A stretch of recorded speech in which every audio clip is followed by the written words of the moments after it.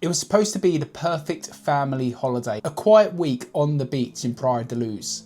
Laughter, sunshine and peaceful nights. But on the evening of May 3rd, 2007, 3-year-old Madeleine McCann vanished from her bed while her parents dined just 55 metres away.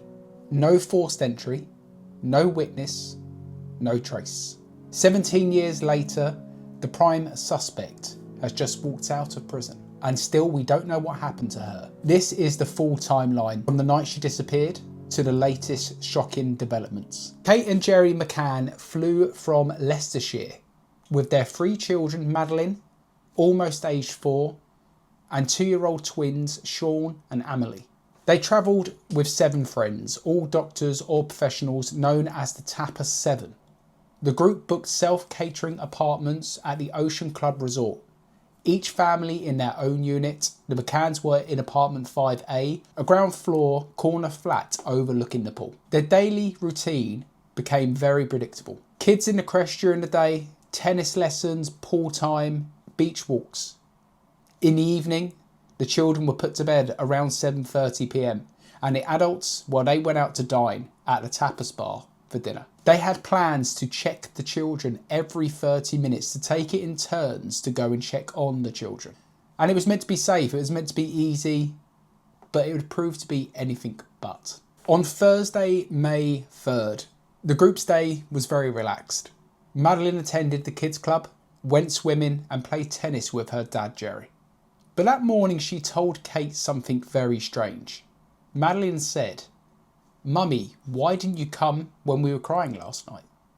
Kate brushed it off at the time. And at 7:30 p.m, the 3 children were put to bed in the front bedroom of apartment 5A. Madeleine in a small bed near the window, the twins in cots. And at 8:30 p.m, Kate and Gerry joined their friends at the Tapas bar. From the table they could not see the apartment, but they did believe that if anyone was to cry, they would be able to hear. And Gerry checked the room around 9:05 p.m. that night, and all 3 children were asleep.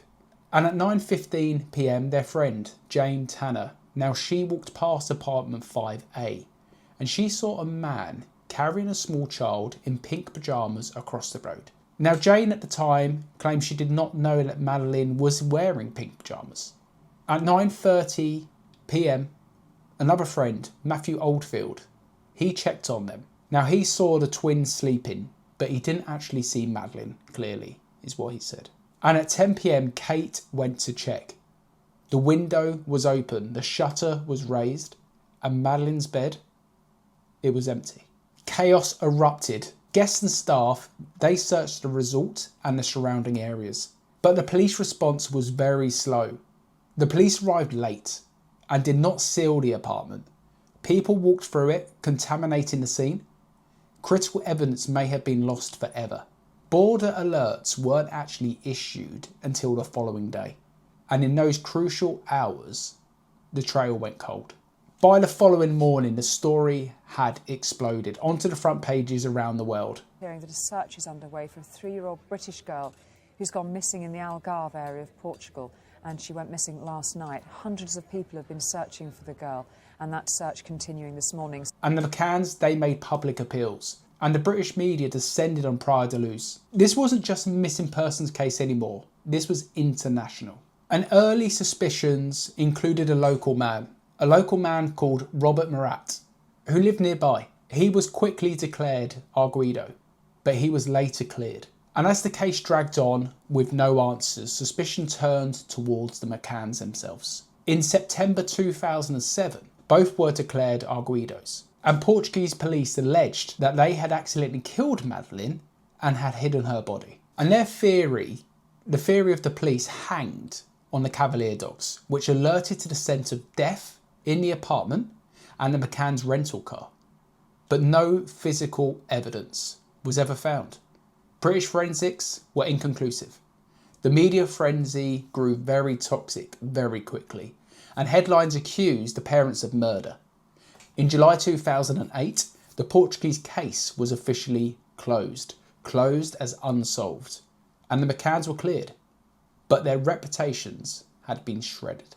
In 2011, After heavy public pressure, the Metropolitan Police Service launched Operation Grange, and their mission was simple: start from scratch. Over 41 officers combed through hundreds of thousands of documents tracing every single lead. They ruled out many early suspects. They examined burglary gangs, paedophilia networks, human trafficking rings. They even excavated wasteland in Portugal in 2014, but nothing was found. And the operation has cost over £13 million to date. Despite the enormous effort, no trace of Madeleine has ever been discovered. And in June 2020, German prosecutors made a stunning announcement. A new prime suspect, Christian Brückner. Christian is a convicted paedophile and rapist, and he lived in the Algarve in 2007, squatting in a remote farmhouse and driving a camper van. Phone data placed him near the Ocean Club the night Madeleine vanished. He had a long history of violent crimes, including the rape of a 72-year-old woman in Praia-da-Luz in 2005. And German police stated they had concrete evidence she was dead, though they have never revealed what that was. Brückner denies involvement. His lawyers claim the evidence is circumstantial. He has never been charged in the McCann case. In May 2023, police launched a dramatic new search at the Arderdam Reservoir, 30 miles from Praia-da-Luz. And this was a site Brückner reportedly visited often. And for 3 days, officers drained sections, cut down trees, and dug the ground. Items were seized and sent for analysis. No conclusive results were ever announced. And meanwhile, Brückner, he stood trial in Germany for unrelated sex crimes against children and women. He was convicted and sentenced to 7 years. And through it all, German prosecutors quietly continued building their case on Madeleine, but still have not charged him. And as of this week, in September 2025, Christian Brückner walked out of a German prison after serving his sentence. And he still remains the prime suspect in the disappearance of Madeleine McCann, yet has never been charged.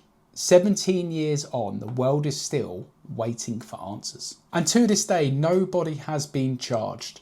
No body has been found. No trace of Madeleine has ever been discovered. Her parents continue to hope, releasing statements every single year on her birthday, and the detectives insist the case still remains open. But time is running out, and the world is left asking, will we ever know what truly happened to Madeleine McCann, or will this remain one of the biggest missing person mysteries the world has ever seen? So there we are. That's a quick recap of what has happened so far. A bit of an overview of the timeline so far in the Madeleine McCann disappearance. What's your thoughts on this? There's been lots of suspicion around the parents. Do you believe that they play a part in this? Let me know your thoughts in the comments, and let me know your thoughts on whether we will ever find out what truly happened to Madeleine. Do you believe she is still alive? That is another thing. There's no confirmation that she is actually dead, but do you believe she is still alive? Let me know in the comments. And of course, if you have any information on this case, please contact your local police. For the UK, the Metropolitan Police, because after 17 years, it's not too late for answers, and it's not too late for justice.